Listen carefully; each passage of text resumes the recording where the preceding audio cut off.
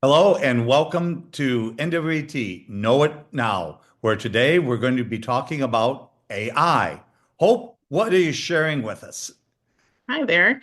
So, I guess starting off, we have to think about where AI is in our everyday world. It is everywhere. When we think about it, AI has been around for a long time. It just wasn't called AI back then. I've been teaching a really long time, I guess. And in the early 2000s, I was using word prediction software with my students. Nowadays, that's called AI, but back then it wasn't. But it was a great tool to use with my special education students who had trouble writing. It definitely prompted them and kept them moving forward, and they enjoyed using it. It made huge improvements to their writing along the way. Other places where we see AI, let's think here. So we see AI all over the internet. Obviously, with the things that we're doing, we're seeing it incorporated into more and more of our tools that we use in our classrooms, which is what we're going to talk about today. We're seeing it even with the sweeper that can learn how to find a pattern around our house so that it can sweep our house for us. There's just AI is incorporated into every area of our lives now, it seems. And you're showing us a QR code that will get you to your slides. If you have any questions or you have difficulty with that QR code, you can always email us at nwoet@nwoet.org. And we'll have this information, phone numbers, and emails at the end of this presentation as well. I am Dr. Roger Manier, Executive Director of NWOET. We're a nonprofit organization dedicated to helping use technology, improve what's going on in the classroom. Hope, share a little bit about yourself and then let us know more about AI. So I work for NWOT also. I believe my official title is now Classroom Integration Specialist. I think that's what I found out that it was. And I am also a high school teacher at Elmwood High School. I have special education students, grades 9 through 12. I primarily teach math, but I also go into other classrooms as an inclusion teacher. So I work in all the different subjects along the way. It gives me great exposure to what other people are using in their classrooms and also gives me exposure to content so that way I can see how they could incorporate the technology into their classrooms. And it's absolutely amazing the way AI is coming in. I know some of you watching today probably haven't used it all. Some of you maybe use it on a daily or multiple times a day basis. So I hope share some more about how are you using AI? What do you think some of the most exciting, useful resources that are AI supported? Okay, well, let's just go ahead and jump into the presentation because a lot of these tools are the tools that either I'm using in my classroom or tools that the teachers around me are using in their classrooms. However, the AI portion of them has not been used as much in classrooms at this point because it's evolving. So let's jump in. The first tool that I have is Quiz. If you've never taught and used quizzes, this great tool where it essentially sets up like a game show for your students and they can practice different, it's kind of like a skill drill kind of thing, but helps them study for tests and exams and so forth. Different ways where you can see AI in here. So I'm going to go ahead and escape out of my PowerPoint so we can go look at this. And I Okay. see your thumbs ups and go, that's one of the things. Some of these you're saying, yes, do you think they're great? Thumbs up, it's something you would recommend using or at least trying. Others, not so much. So quizzes is a one of those programs. There's some things in here that you like. It's worth exploring. There's definitely things here that I like. All right, so when you get into quizzes, this is what it looks like. I need to minimize the zoom on my screen so that I can see my own screen. There we go. Okay, so when you get into quizzes, this is what it looks like. And the AI features down here.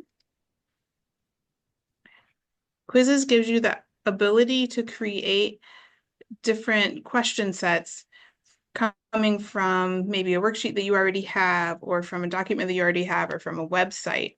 So I pulled up, before we got started here, I went ahead and pulled up a website. I pulled up history.com, and I have an article here about George Washington.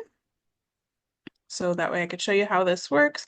So all you have to do is copy the URL, place it over in the quizzes, and then it will pop up with some prompting for you. So you can decide how many questions you want. I like to do 15 or 10, usually 15 actually, because that way if the questions are bad, you can get rid of some and still have enough questions to use with your class. And I'll say that's kind of a pro tip. always ask for more questions. And that encouraged me as a teacher to go through and say, all right, this one's not quite as good. Honestly, I'm more likely to look at the questions if I know I've got to get rid of five of them. So that's a strategy I really encourage you in your schools to, try that. Make more questions than you need. And the other part of that is AI is by no means perfect. It often makes mistakes. And so it's good to look through every question and make sure that it's actually accurate before you're putting it out there to your students. For sure. So once you have selected your preferences down here, you click Generate Quiz, and it will pop up here with a quiz to take. I will tell you that the students in our school like quizzes a lot because compared to Quizlet, which we're going to look at later, quizzes actually is more colorful and a little more exciting. And so they would much rather be looking at this window, which you'll see here in a minute. Actually, you're not going to see the window they would look at. You're going to see the window that the teachers look at. But they would much rather be seeing the bright colors, and it has music that goes with it, and it has a lot of motion that keeps things going. The questions are on timers, so that way it keeps everything moving along. So it's definitely a favorite amongst the students here at our school. Right. Quizzes has a free and a paid version. What are we looking at here? We are looking at the free version. I do not have a paid version of quizzes. All right, so what popped up here are 15 questions. So we could go through and we could look at the questions. You can drag and move them, change the order of them if you don't like the order. You can change the timing for the questions when they pop up for the students. You can change the point values for them. You can edit the questions themselves. So there's a lot of different options, and you can just trash it if it's a bad question. Also, or if you know you want to make a question that's very similar, you can copy the question and then edit the new one just to be slightly different with whatever information you want. Since I teach math, a lot of times I duplicate things so that way I can just switch the numbers. It makes it a lot quicker to create things for my students that way. 5 times 45, you do another exact same question, 28 times 32, whatever. Yep, you can just change Divided by fractions, whatever. Swap the numbers out, especially with story problems. That way you don't have to retype all of those words again. So go through and you can select what you want to keep. Well, actually, you're not selecting what you want to keep. What you want to do is delete out the things you don't want. And then once you have figured out what you actually want in your question set, you can publish your question set. And this it usually moves pretty quick. There it goes. It's popping over. And from there, it gives you the ability to start it. Let's just do a preview so we can see what it would look like for your students. So it'll count down, and then it'll give question by question, and it awards points as they go through. And often there's cute little memes in there. That's part of your settings, right? If you answer something wrong, it kind of gives you that sad little music to go with it and tells you the correct answer. All right, so that's what quiz looks like and how the AI works within there. And I want to mention something a couple times. You have commented on the fact the sound. Teachers, if you don't have students listening to the resources that you're getting online, including things like this assessment, you're missing out on some of the opportunity. You're missing out on some of the value. So I really encourage you. I mean, this is old but good to hit. Make sure every kid has a headphone. Usually I recommend one single headphone, not two of them. That way, one ear for what's going on the device, one ear for what's going on in the classroom. And we're talking, just the really cheap things for most students. You can get them for $1 or $2 at the dollar stores, and a really good way to just give a little bit more impact and excitement to assessment. It really does help. All right, what's next? It does. All right, so sticking with quizzes for a little bit longer, another option for creating with quizzes, I'm going to back out of here so we can see the other screen. Another option is that you can take a set of notes that you've already created on slides, and if you download those notes as a PDF, you can then feed them into quizzes, and it'll actually create it'll create the game for you out of your own classroom notes, which I think is pretty cool. So what you do is you create from document, and then you would upload your document from your computer, or you could take it from your drive if it's on your drive. I have mine tucked away here in my downloads. So this is a set of history notes from one of the teachers in our building. So it's going to load that in. And we get that there. So this teacher is actually a teacher who uses quizzes all the time. So her things are very much formatted quizzes friendly. Again, it's going to give us the prompting. Now, notice that the number of questions is a lot higher because this was a set of notes that had a whole lot more information than what the article did that I used before. So it gives me the ability to choose a higher number. I'm going to choose social studies because that makes better sense here. And then generate my quiz again. The teacher that I got these notes from, she uses Quizzes to do all of her test reviews. And so she doesn't use them in class. She actually uses them as a homework assignment with the students. So they do all of their quizzes as at home or in study hall time, but they work through all of their test reviews that way. By the way, one of the things we talk about is making sure students are still involved, engaged, and paying attention to the content in this world of AI when it's so easy for them to just Google an answer. Well, it's not real easy for them to Google the answers to this when the questions themselves are developed from your slides, your information that you've presented to them. So this is a really effective strategy to help students stay engaged, involved, to get, as a homework self-check, if you paid attention in class or if you missed class and you look at my slide presentations, answer these questions, you'll know whether you got the main concepts, and also you'll be ready for the test at the end of the chapter. Very true. Very true. So again, it brings me to the screen where I have all my different questions and I would go through and I'd check all of them and make sure they're accurate and get rid of any of those that I don't like. And then I could preview it as a student or I could publish it out. So that is quizzes. I'm going to flip back over to my slideshow here and talk a little bit about a downside of quizzes. On quizzes, if you try to feed a YouTube video in it, it doesn't work. So it's listed as one of your options over here where we were. It gives you the option to feed a YouTube video. But every time I have put a YouTube video in there, which has been a good number of times because I keep trying it thinking that they'll fix it, but it still doesn't work. It'll always tell me that it cannot create questions from it. Can I get a transcript of a video and feed it in? Would that work? Ooh, perhaps. I haven't tried that. All right, there you go. I've used that in It was other a places, homework but not assignment. here. Try a transcript and see if it will create the questions, not from the video itself, but from the transcript of the video. Yeah. All right. So moving on from Quiz Is to Quizlet. Now, Quizlet is similar to Quiz Is. It's just not as pretty. It actually, I think it has more options as far as different types of games or learning activities that the kids can do with it, but it's not as pretty and it doesn't have the music, and so the kids don't enjoy it as much for sure. But I feel like it's still a very efficient and useful tool for learning. So Quizlet, I'm going to go out to Quizlet here. So this is the opening screen with Quizlet.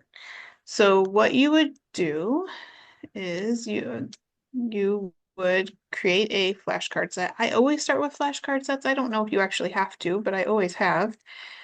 And I would generate it from an upload.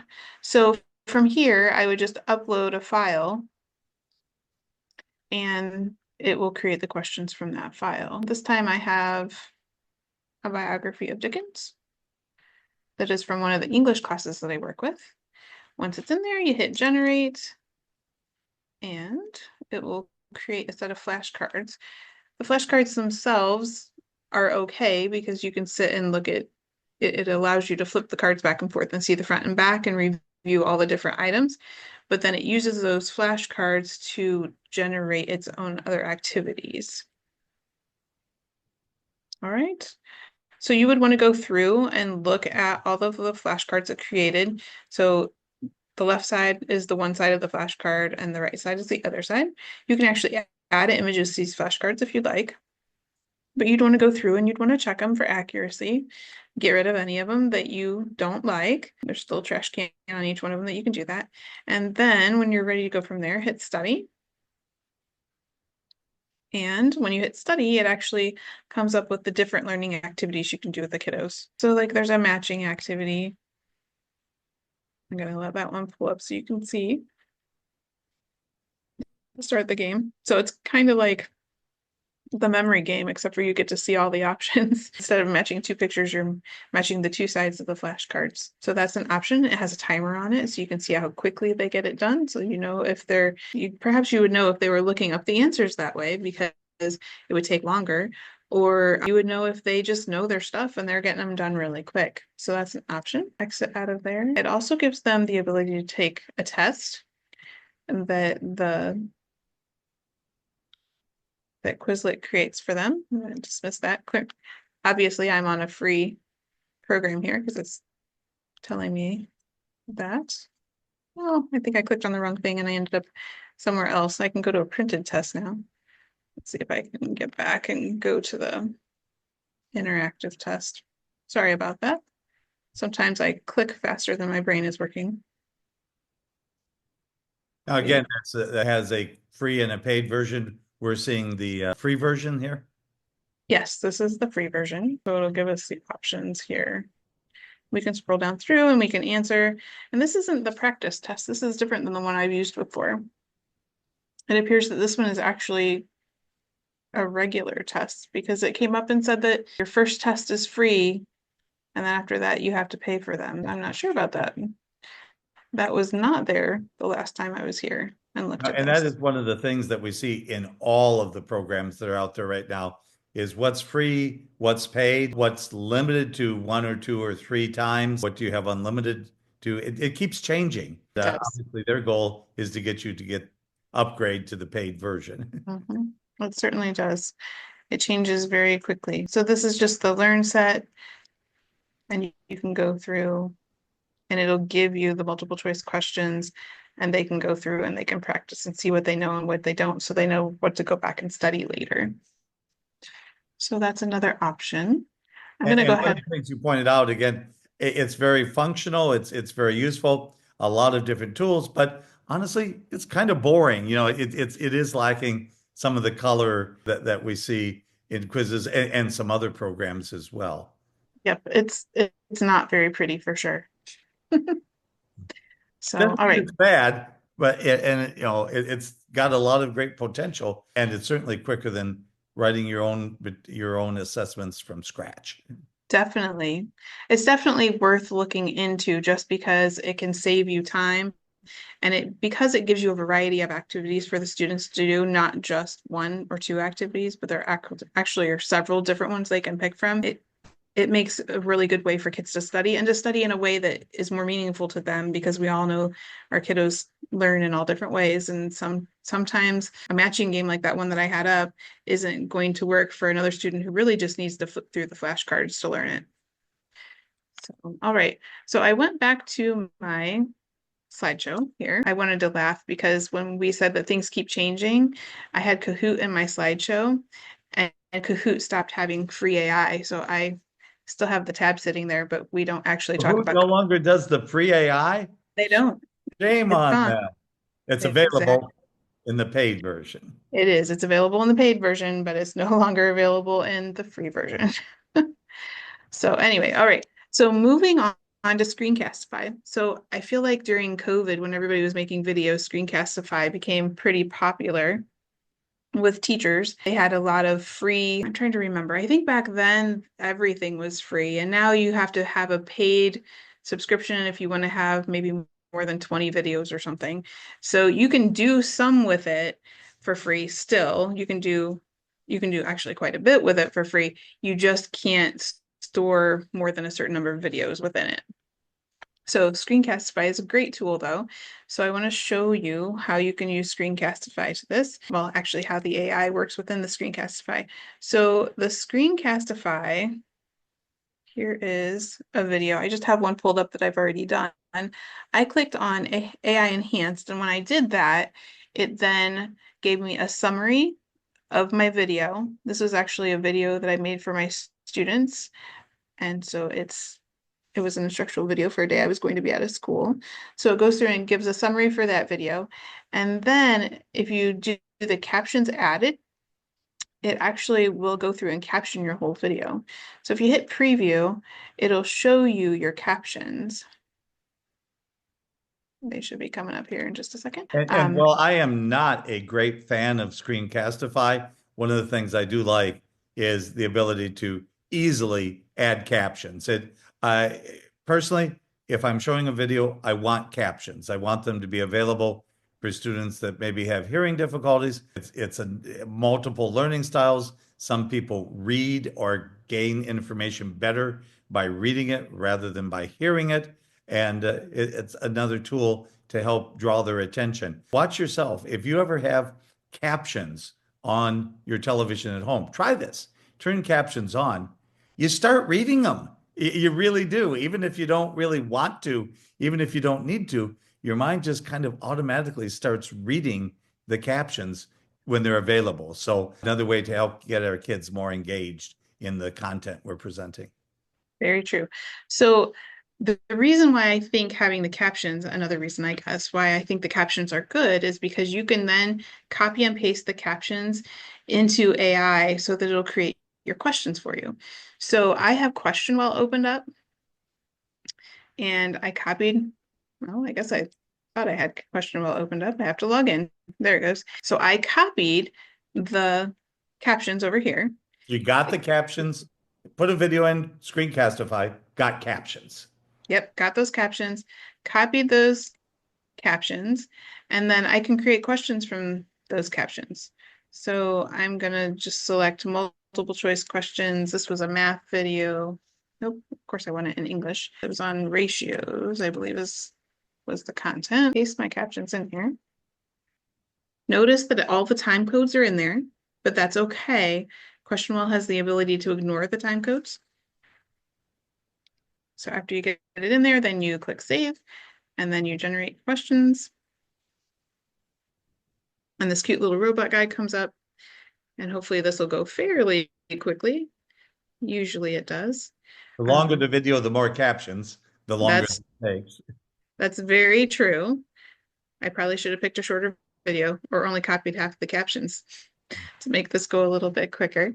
So once we get through this part of it, it will give us the chance to look at those questions. Well, of course, we want to check them just like we do with any other time we use AI to create questions for us. But then QuestionWell has a fabulous variety of ways you can export what you've created here. So here's the questions. You would go through and you would decide which questions are good and which ones aren't. If you do thumbs up, thumbs down, that helps the QuestionWell AI improve itself. So they want everybody to do that whenever possible. All right, so you would go through and do that. I believe you can click in these and you can edit the questions if you need to. If they have the wrong answer selected as correct, you can change that also. So you can go through and do that. Once you have the questions selected that you want, you're going to click export questions. And I'm going to say select all. There we go. And then it gives you all these different places where you can export your questions to, which I think is amazing that you have this many options of places to put them. So quizzes is one of those options. So if you're trying to do something in quizzes and it's not giving you what you want using their AI, you could use QuestionWell and then export it into quizzes. Kahoot's there. I guess since Kahoot, you can't use their AI because it's paid for, you could use QuestionWell's AI and then export into Kahoot. Google Forms is great. You can put it in there and it actually goes straight into the form. And your form is essentially, you put a title on your form and you're ready to go with an assessment of some sort for your students. So And those of you that are watching this, you may want to get your free 1 hour professional development for watching this. Well, you're going to take a quiz. What you just saw is how that quiz was created. We take the transcript of this roughly 1 hour video that you're watching right now. We put the transcript into QuestionWell. We have it crank out some questions, tweak them around a little bit. And I really, truly do. I read everyone and I change some of the answers and some of the questions around to make sure they're focused on what to me is the most important information that you're getting out of this course today. And then into Google Forms, and from Google Forms to you and your PD certificate. Creating the quizzes for programs like what you're watching right now, this AI Infusion program, used to take around an hour or so. Now it's taking me less than 10 minutes. It's just amazing. And that includes the time to review the questions that are generated. Mhm. It's a huge time saver. So here it is in Google Forms. So you can edit your title, of course. You can go through and you can add other questions that are from a different source if you want to. It's not, by no means are you locked in to only what's here that you exported into the Google Forms. You could add pictures to it. You could break things into sections. You can do it however you would normally want to format something for your class. So it just gives you that flexibility. So that is question well and exporting into Google Forms and using Screencastify to get us there. So I'm going back to my slide presentation, make sure I don't skip anything. So I gave that one a thumbs up. Screencastify using question well, and then that takes us into Kami. So Kami is the technology that I use in my classroom the absolute most. It's an annotation software with a whole lot of options that go along with it. You might want to say that it has the bells and whistles. Our school actually has the paid version of it, which about, I would say 2/3 of the tools on Kami are free, but the other third are also useful. The big thing was our district was looking at it as a savings because we weren't making so many photocopies anymore, because instead we were assigning students things through Kami on Google Classroom, and then they could go in, and Kami and Google Classroom integrate fantastically together. You can actually jump straight from Google Classroom and grade using Kami. It's fabulous. I think I also appreciate the fact that I don't have to carry any piles of paper home anymore. I can simply do all of what I need to do right on my Chromebook or on my laptop. All So right, go back. You had a thumbs down. Is that there on purpose? I did give it a thumbs down. So Okay. despite Oh, so despite that I'm saying all these really good things about Kami, their AI is terrible. okay. So that being said, they don't have much of a variety of AI. They just have an AI that you can use to take like an existing test and create questions. Or maybe I should just say, for my purposes, their AI is not good. For other people's purposes, it may be okay, because I did find when I did math things with it, the questions that it generated were not good questions at all. In fact, some of them weren't even questions, or the possible answers weren't even answers that made any sense to what they And, and did. I, and I want to talk about that for just a second. How do I know all these different programs have AI and they all seem sort of similar? Quizzes, Quizlet, question, whatever. So looking at the quality of the questions is something that you really, really want to do because they're not all the same. Some of them do a much, much better job of finding the key points. Some of them do a much, much better job of finding answers that are good distractors and are good to help define whether the student really understands the concept or not. And some of them are not very good at all at those time-saving activities. No point in saving time if what you end up is an assessment that doesn't assess, that doesn't tell me, did the student learn? So critical point, does it do a good job writing questions or whatever it is you're asking the AI to do? They're not all created equal. Very true. Very true. And some of it is just formatting issues too, which maybe with the editing you could fix to make it more usable. But then if I'm doing a whole bunch of editing, I've kind of defeated the purpose of using the AI to begin with, because it's not creating what I need and I'm having to spend a whole lot of time editing. So this in my slide presentation, I actually have a test that I had taken and moved over using the Kami, making it into self-grading. And like on this question, the formatting is messed up. They can't do that. This one, it didn't import the image that went with it. So that's not very useful if you don't have the image and you're trying to find the perimeter of something. So it didn't work well.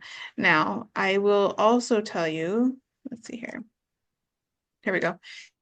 I used A Christmas Carol, the English class that I go into, read A Christmas Carol at Christmas time, and I used some questions that I actually just found online, and I imported those using Kami, and it worked fine. In fact, it worked really well. So like I said, for math, Kami doesn't work great when it comes to their AI. The other features of Kami are fantastic for my classroom, but it seems that if you go in and use it for something different, maybe because this is a classic novel, it does very well. I mean, it even the worksheet I fed into it just had lines. It didn't give Cami the answers, but Cami searched the internet and found the answers and was able to fill those in and make it into multiple choice questions. So it did a very good job with that. All right. So I'm going to move on to Edpuzzle.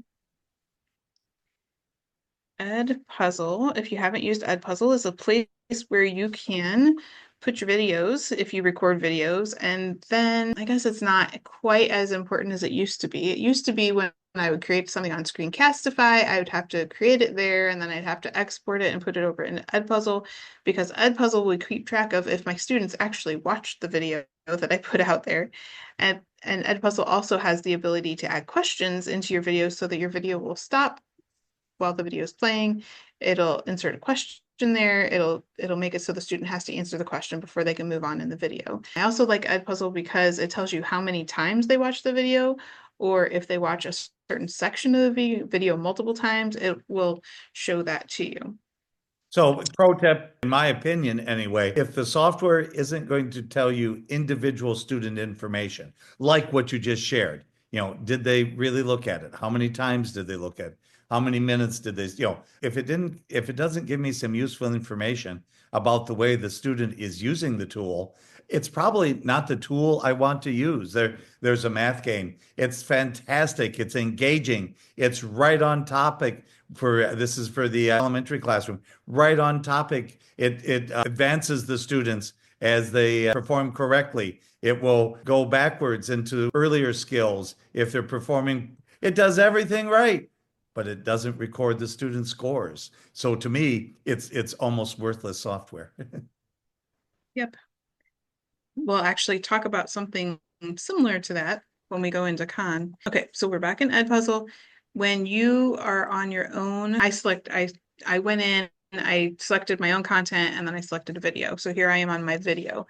When I go to questions, it gives me the ability to generate questions. And I think the thing that's really unique about this is that you can generate open-ended questions that the AI can grade them. So there aren't a whole lot of self-grading open-ended questions that we have access to at this point as educators that are free tools to us. And this one will actually do it. So it will open up the questions. I'm going to go ahead and jump back over here to my slides. It will show you that rather than taking the time to watch the little dots blink around over there, but it will open it up and it will give you the questions, and then you can enter your ideal response that you want the student to input. And then after that, once you have the students' responses, it will go through and it will grade them. I took my students' names out of here, but it'll grade those responses, but you can go through, and if you don't like the way it graded them, it gives you the ability to change their grades on here. So you don't have to go necessarily with what Edpuzzle's AI grades it if you don't agree with it, which is really nice too. It allows you to correct things. By the way, And as we're dealing with AI more and more in the classroom, and as we're allowing AI to do grading for us, this is another opportunity for student engagement. I mean, frankly, I'm honest, I let AI grade these quizzes, and AI generated the quiz. If you see something that you think isn't right, if you don't think that the grade or the comments that you received are accurate, come talk to me about it. Because you know what? You might be right. And it gives the students an opportunity to really be more involved with the assessment process. Now, will every kid do that? No. But the ones that do, it could really be an informative information career, or not career, but concept building tool. definitely. All right. So there wasn't a whole lot with Edpuzzle, but I do think that that's a valuable tool. And I think that as things develop a little further, it's probably going to become better so that you don't have to correct its grading as much. And it will be very helpful to teachers. And So that's one thing too. This is being recorded in 2025, early 2025. These programs keep changing. They keep getting better. If you kind of like what you're seeing, give it a try, and who knows what improvements they've made. Even sometimes just a couple, 3 months, we see some dramatic improvements in some programs. Others, they've been pretty much the same stale self for a year or more. mhm, definitely. So the last tool that I want to talk about is Khan Academy. It's old. It's been around for a really long time. In many ways, it's not fancy and pretty and super colorful like some of the other tools that we use, but it does have a lot of really good AI options for teachers. So I'm going to go over to the actual program here. And it gives us a lot of different things. Now, I was just at a conference at OETC, and one of our keynotes is somebody who works for Khan, is one of the main people for Khan Academy, and she's been working on the Kamigo, which is their AI tools. And she was talking about how recently their big hits are that this Blooket generator is being used more than most anything else in their AI toolbox. That before they had it's probably still here. They had a question generator, multiple choice question generator, and that it never seemed to get used a whole lot, like in their tracking. But now that they have this Blooket generator, which essentially does the same thing, it's creating multiple choice questions. It just exports them into Blooket for the kids to play the Blooket games. But it is now a huge thing with them. So if you haven't used Blooket before, let's go ahead and set one up. But Blooket is similar to Quiz is. It's more colorful and all. The big downside to Blooket, which is what Roger was talking about before, was that it doesn't give you good information about individual students. It's hard to see scores for kids. The kids really like playing it, but it's harder to get their scores out of it.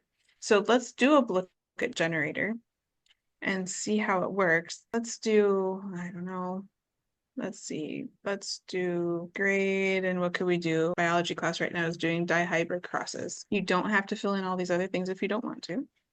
It will pull information from the internet to create the questions. However, if you want to fill in those other things and make it more specific to your personal class, that would probably be helpful to you. But anyway, it goes through and it creates the questions for you, and then you give them a thumbs up or thumbs down. So if it's a thumbs up, it's going to go into your Blooket. If it's a thumbs down, it does not. So you can go through and pick a few of them. I'm just going to pick the first 5. Of course, you would want to read them and make sure the answers are correct. And then you would export them into Blooket. It is going pretty quickly. There we go. Oh, I have to log in apparently. Most of the programs, actually, I think all of the programs we have today give you an login option. You can log in with your regular Google account, or you can log in with a different account if you would prefer. If it's a program I'm using regularly in my instruction, I frankly, for me personally, I log in with my regular school account, and it helps tie everything together. If I'm experimenting with a program, sometimes I'll use a different email. You just make a personal Gmail account, not tied to your school, and I play around with that. And that way, if there's something that I don't want, or I don't want following me around, it's not automatically tied with all my other Google School things. So think about that. Honestly, most people just go and say, yep, log in with Google. And there's nothing wrong with that. But there is some value also in having a totally separate email that you use for your experimentation.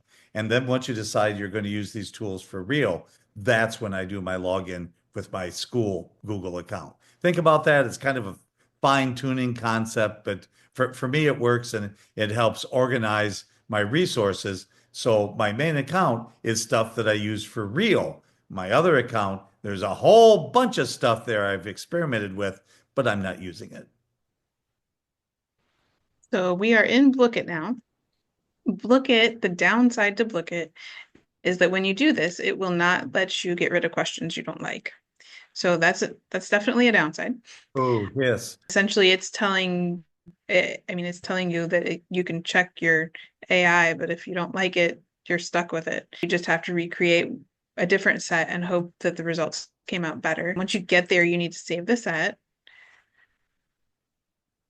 And once you have the set, oh, wait a minute, it gives me an edit option here. So maybe I can go in after that, and I can. So now I All can go right. through and I All can right. edit questions. Thank goodness for an edit option. So once it's there, we can go through and edit, which is good. I guess you have to put it into the set first. And once you have your set saved, then you can go ahead and host it as a game for your students. And look, it has lots of different game modes that you can pick from. It has a lot of questions and a lot of movement, and it has music, and it has all these cute little characters that the kids can pick. Quizzes doesn't have the cute characters. This is way better for elementary or for early middle school grades to use. I'm just going to pick a game and hit host so you can see what it looks like. Goes down. So they would have a code, they would log in, and from there, it looks almost exactly like Quiz is, except for the fact that they have these little characters that dance around. So I don't think it's going to go any further than this because I don't have anybody to log into my game. Oh, well, So, next time I'll have to log in and give it a try. all right. So back into Khan Academy. Roger, how are we doing on time? We got, about 5 minutes left here. Okay. Let's see if I can get back to Khan this way faster. Book It took me out. Khan Academy shot me over to Book It. And we're trying to get back into Khan Academy. Here we go. So this takes us back. So some other good tools that are Okay, in, we're in the Kamingo section of Khan, is that we correct? are, we are. And actually nowadays, when you go onto Khan, it takes teachers automatically to this page. It no longer takes you to your teacher dashboard. It actually takes you straight to Kamingo. I think that's because they're trying to get people to see what's here and to try them out.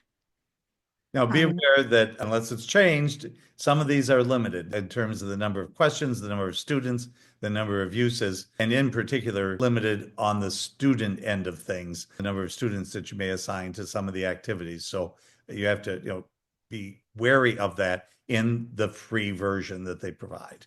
right. The Kamingo is actually, there are not Kamingo features for students in the free version. You have to have a paid version in order to do any of the Kamingo options for them. Right now, only teacher tools are free. And I said the student tools are really cool. We'll probably do a video that talks about them. But again, a lot of times you'll see the demonstrations or hear about some of the really cool things that Khan has come up with students, and it has. But again, that's a paid version feature. There is. So here's just an example. This is the lesson hook. And we're in So the free version again, just to emphasize. Yeah. yes, we are. They start linear equations in 8th grade. So if you were trying to figure out how to get students engaged and pull them into a lesson, you could throw something into the lesson hook and it will give you ideas on how to get them going. I don't think we want that. How linear equations are used in everyday life. I love that question or that prompt. We'll let it generate here. And it gives you a list of activities that you can start class with. So start with a real world problem by asking students how they would budget their weekly allowance to save for a new gadget. Introduce the concept of linear equations by showing how they can model the relationship between savings per week and the total amount saved over time. So that would be excellent for students. Another one, organize a discussion on how linear equations are used in various professions, such as architecture, engineering, and economics. Encourage students to think about and share examples of how these equations might be used to solve real-world problems in those fields. And then the third one, engage students in a hands-on activity where they measure the height of a stack of identical books and the number of books in the stack, guide them to discover the linear relationship between the number of books and the total height, leading to the formulation of a linear equation. So just different things to get them engaged and moving in the right direction as you start into a new topic, perhaps. So, and again, it's free. So if you're having trouble trying to think of something for students that will get them excited about what you're learning, Well, it's and I love it. I mean, why does this matter? And math, many of us can be struggling with why does this matter? But really, science, my favorite topic area is what I taught when I was a K-12 teacher. Social studies, government, why does it matter? This really helps, I think, generate some fresh ideas to share with the kids and, helps them understand, yeah, there is a reason for this. Yes. Another one of the options that are on here that I really appreciate is the leveler. In the leveler, it gives you the ability to import text. It's up to 1,500 words. I But love then, this tool, by the way. This is but one of then, my favorite tools. Yeah. yep. But then it will change the reading level of the text. So if you're teaching a bunch of fourth graders about a topic that usually is taught at a higher level when you get to high school, you can actually use the high school text, copy and paste it in here, and it will bring the reading level down so that those kiddos can actually understand more about that topic. And I Um, taught a required ninth grade science course, and some of my students, I mean, they really struggled. A tool like this that would change the vocabulary, make it easier for them to understand while still retaining the key terms of my science concept.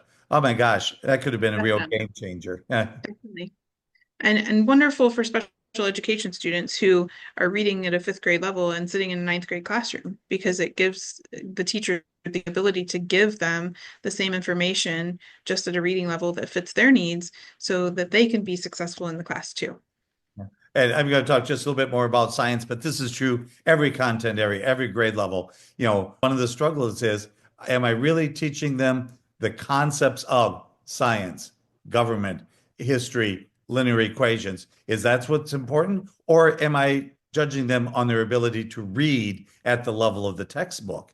And those are not always the same thing. The level of the textbook and the content knowledge aren't always hand in hand. A tool like Leveler is fantastic. And Hope, we just have a couple minutes left. Any final tools or summaries that you would like to share with us? Trying to think here.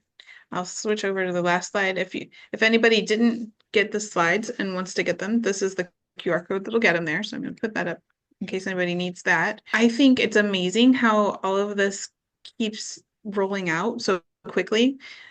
A little frustrating though, also because as things keep rolling out, things keep changing, like Kahoot having free tools and now not having free tools because one day you go somewhere and the next day you go back and it's changed, which is can be really frustrating if you're looking for tools to use and then all of a sudden your tools are gone that you've started using. The other part of it is having AI tools built into the tools we're already using in our classrooms makes it a little less scary to try using AI in our classes. If it's already there, we already know the format, we already know our way around those programs, so we're not spending a bunch of time searching for what we need to click on. Whereas if we were trying to go to a whole different program and learn a whole different program, that just takes so much more time than what it does if you're already familiar with where you're at. And it's just an extra button or two that have been added onto your screen. You can try out those features with.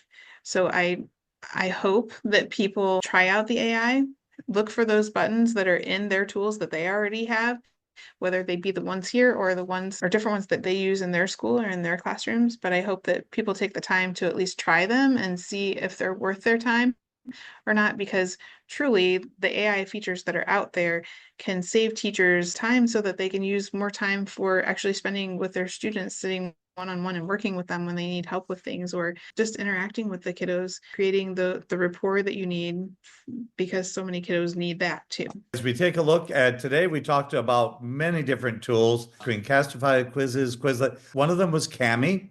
We have a separate program where we're really going to delve into much more detail on Kami, its features, its functions, and its capabilities. So if you're interested in that, check us out. And also, we're going to be having another similar presentation because today we're really talking about assessments, teacher tools, things to help us generate better, more interesting assessment and review resources. We're going to be talking about how AI can help with the writing process, both from the student end and from the teacher. So lots on AI. If you've got questions on any resource in the classroom, if it's in your classroom, if you're using it with students, contact us at NWOET. The 1 hour professional development certificate on this, information on how to access that will be on the closing slides. Thanks for joining us. We'll see you next time on Know It Now with NWOET.